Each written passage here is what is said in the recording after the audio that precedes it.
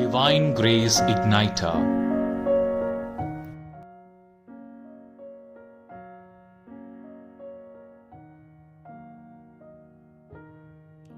ಪ್ರಿಯ ಸಹೋದರ ಸಹೋದರಿಯರೇ, ಮೊದಲನೆಯದಾಗಿ ನಿಮ್ಮೆಲ್ಲರಿಗೂ ಪುನರುತ್ಥಾನದ ಹಬ್ಬದ ಶುಭಾಶಯಗಳನ್ನು ಕೋರುತ್ತೇನೆ. ಬಹುಶಃ ನಾವೆಲ್ಲರೂ ಈ ತಪಸ್ಸು ಕಾಲವನ್ನು ಧ್ಯಾನಿಸಿ ನೋಡುವಾಗ ಒಂದು ದುಃಖದ ಸಮಯ, ಒಂದು ನೋವಿನ ಸಮಯ.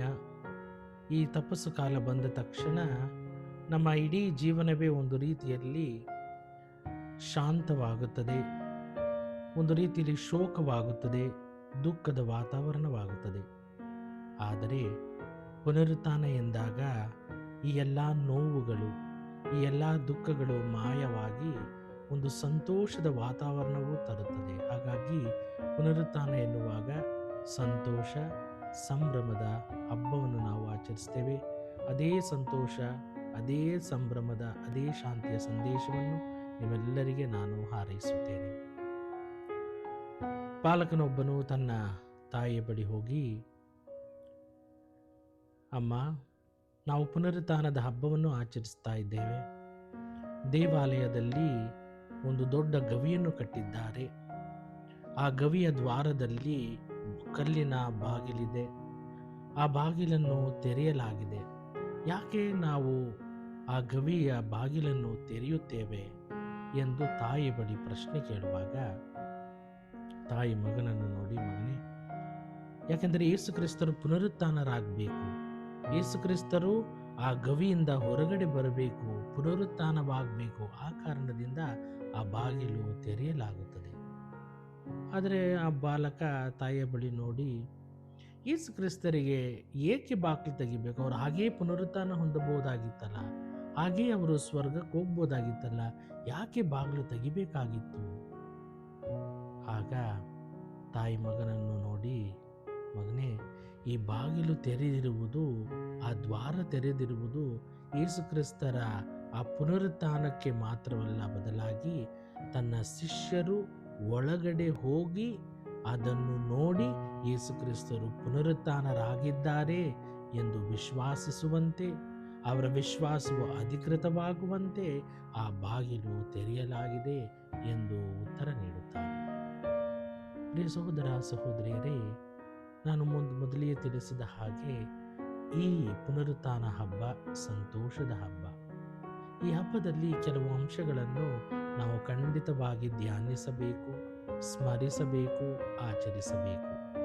ಮೊದಲನೆಯದಾಗಿ, ಪುನರುತ್ಥಾನ ಎನ್ನುವಾಗ ಅದು ಕತ್ತಲೆಯನ್ನು ಹೋಗಲಾಡಿಸಿ ಬೆಳಕನ್ನು ತರುವಂಥ ಹಬ್ಬ. ಅದಕ್ಕೋಸ್ಕರ ನಾವು ಪಾಸ್ಕಾ ಜಾಗರಣೆಯಲ್ಲಿ ಬೆಳಕಿನ ವಿಧಿಯೊಂದಿಗೆ ನಾವು ಹಬ್ಬವನ್ನು ಪ್ರಾರಂಭಿಸ್ತೇವೆ.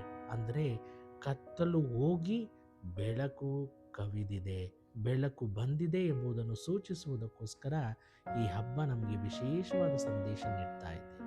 ಅಂದರೆ ನಮ್ಮ ಜೀವನದಲ್ಲಿಯೂ ಕೂಡ ಕಷ್ಟಗಳೆನ್ನುವುದು ಶಾಶ್ವತವಲ್ಲ, ಕತ್ತಲೆ ಎನ್ನುವುದು ಶಾಶ್ವತವಲ್ಲ. ಕತ್ತಲೆಯು ಮಾಯವಾಗಿ ಬೆಳಕು ಮೂಡುವಂತಹ ಆ ಸಮಯ, ಸಂದರ್ಭ ಖಂಡಿತವಾಗಿ ಬರುತ್ತದೆ ಎಂಬುದನ್ನು ಸಾರುವುದಕ್ಕೋಸ್ಕರ ಈ ಹಬ್ಬ ನಮಗೆ ಒಂದು ವಿಶೇಷವಾದ ಸಂದೇಶ ನೀಡ್ತಾ ಇದೆ. ಎರಡನೆಯದಾಗಿ, ಪ್ರೀತಿಗೆ ಎಂದಿಗೂ ಜಯ ಖಂಡಿತವಾಗಿ ಲಭಿಸುತ್ತದೆ. ಯೇಸು ಕ್ರಿಸ್ತರು ಆ ಪಾಪದ ವಿರುದ್ಧ, ಆ ಸಂಕೋಲೆಯ ವಿರುದ್ಧ ತನ್ನ ಪ್ರೀತಿಯಿಂದ ಅದಕ್ಕೆ ಜಯವನ್ನು ತಂದುಕೊಟ್ಟಿದ್ದಾರೆ. ಹಾಗಾಗಿ ಪ್ರೀತಿ ಎನ್ನುವುದು ಸದಾ ಶಾಶ್ವತವಾದದ್ದು, ಸದಾ ಜಯವನ್ನು ತರುವಂಥದ್ದಾಗಿದೆ. ಹಾಗಾಗಿ ಈ ಪುನರುತ್ಥಾನದ ಹಬ್ಬ ಆ ಪ್ರೀತಿಯ ಹಬ್ಬವಾಗಿದೆ. ಪ್ರೀತಿ ಜಯವನ್ನು ಯಾವಾಗಲೂ ಸಾಧಿಸುತ್ತದೆ ಎಂಬುದನ್ನು ತೋರ್ಪಡಿಸುವುದಕ್ಕೆ ಇದು ಒಂದು ಸಂಕೇತವಾಗಿದೆ. ಇನ್ನು ಮೂರನೆಯದಾಗಿ, ನಮ್ಮ ನಂಬಿಕೆ, ನಿರೀಕ್ಷೆ ಎಂದಿಗೂ ಸುಳ್ಳಾಗಲು ಸಾಧ್ಯವಿಲ್ಲ. ಆ ಒಂದು ಸಂದೇಶವನ್ನು ಈ ಹಬ್ಬ ಸಾರುತ್ತದೆ. ಯೇಸು ಕ್ರಿಸ್ತರು ಆ ಕಷ್ಟಗಳನ್ನು ಅನುಭವಿಸಿದಾಗ, ನೋವನ್ನು ಅನುಭವಿಸಿದಾಗ, ವಿಶೇಷವಾಗಿ ಅವರ ಕೈಗಳಲ್ಲಿ ಆದ ಗಾಯಗಳು ಅವರು ಪುನರುತ್ಥಾನರಾದಾಗ ಮಾಯವಾಗಲಿಲ್ಲ.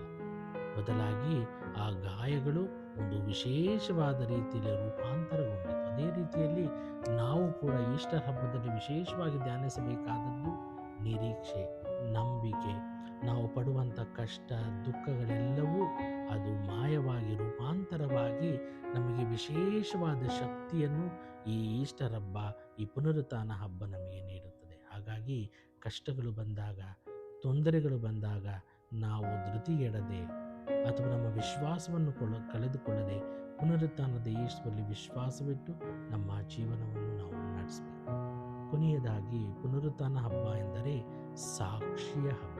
ಯಾವ ರೀತಿಯಲ್ಲಿ ಈ ಶಿಷ್ಯರು ಯೇಸುಕ್ರಿಸ್ತರ ಪುನರುತ್ಥಾನರಾದ ಆ ಸಂದೇಶವನ್ನು ಎಲ್ಲೆಡೆ ಸಾರಿದರು, ಅದೇ ರೀತಿಯಲ್ಲಿ ನಾವು ಕೂಡ ಈ ಪುನರುತ್ಥಾನದ ಹಬ್ಬವನ್ನು ಆಚರಿಸುವಾಗ ಆ ಸಂದೇಶವನ್ನು ಎಲ್ಲೆಡೆ ಸಾರಬೇಕು. ಯೇಸು ಪುನರುತ್ಥಾನರೊಂದಿದ್ದಾರೆ, ಸಾವನ್ನು ಜಯಿಸಿದ್ದಾರೆ, ಪಾಪವನ್ನು ಭೇದಿಸಿದ್ದಾರೆ, ಪಾಪವನ್ನು ಸಂಪೂರ್ಣವಾಗಿ ನಾಶ ಮಾಡಿದ್ದಾರೆ, ಸಾವನ್ನು ಸಂಪೂರ್ಣವಾಗಿ ಜಯಿಸಿದ್ದಾರೆ ಎಂಬ ಸಂದೇಶವನ್ನು ಎಲ್ಲೆಡೆ ನಾವು ಸಾರುತ್ತಾ ಆ ಸಮಾಚಾರವನ್ನು, ಶಾಂತಿಯನ್ನು ನೀಯುವ, ಸಂಭ್ರಮವನ್ನು ನೀಯುವ, ಆ ಒಂದು ಕೊಡುಗೆಯನ್ನು ನೀಯುವ ಆ ಒಂದು ಸಂದೇಶವನ್ನಾಗಿ ಎಲ್ಲರಿಗೂ ಸಾರುವಾಗ ಆ ಹಬ್ಬ ನಮಗೆ ವಿಶೇಷವಾದ ಒಂದು ಆಚರಣೆ ಆಗುತ್ತದೆ. ಎಲ್ಲ ವಿಷಯಗಳನ್ನು ಮನಸ್ಸಿನಲ್ಲಿಟ್ಟುಕೊಂಡು ಈ ಹಬ್ಬವನ್ನು ಆಚರಿಸೋಣ. ಆ ಯೇಸು ಪುನರುತ್ಥಾನರಾದ ಯೇಸು ಕ್ರಿಸ್ತರ ಶಾಂತಿ, ಸಮಾಧಾನ ನಮ್ಮೆಲ್ಲರ ಕುಟುಂಬಗಳಲ್ಲಿ ನೆಲೆಸಲಿ, ನಮ್ಮೆಲ್ಲರ ಹೃದಯಗಳಲ್ಲಿ ನೆಲೆಸಲಿ. ವಿಶೇಷವಾಗಿ ಇಂದು ಯುದ್ಧದಿಂದ ಕಷ್ಟಪಡುತ್ತಿರುವ ದೇಶಗಳು, ಯುದ್ಧದಿಂದ ನರಳುತ್ತಿರುವ ದೇಶಗಳು, ಈ ದೇಶಗಳಲ್ಲಿ ಶಾಂತಿ ಸಮಾಧಾನ ನೆಲೆಸಲಿ. ಎಲ್ಲರೂ ಶಾಂತಿ ದೂತರಾಗಿ ಶಾಂತಿ ಎಲ್ಲೆಡೆ ನೆಲೆಸುವಂತೆ ಈ ಹಬ್ಬ ಎಲ್ಲರನ್ನು ಆಶೀರ್ವದಿಸಲಿ ಎಂದು ಆಶಿಸುತ್ತಾ ಮತ್ತೊಮ್ಮೆ ನಿಮ್ಮೆಲ್ಲರಿಗೂ ಪುನರುತ್ಥಾನದ ಹಬ್ಬದ ಶುಭಾಶಯಗಳನ್ನು ಕೋರುತ್ತೇನೆ.